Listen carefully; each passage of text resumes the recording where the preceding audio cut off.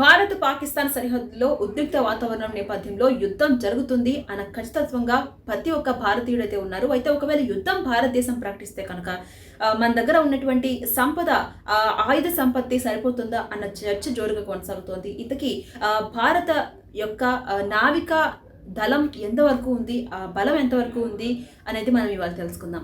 భారత నావికా దళం రోజు రోజుకు బలోపేతమవుతుంది. ఈ విభాగంలో భారత ప్రపంచంలో 6వ స్థానంలో ఉంది.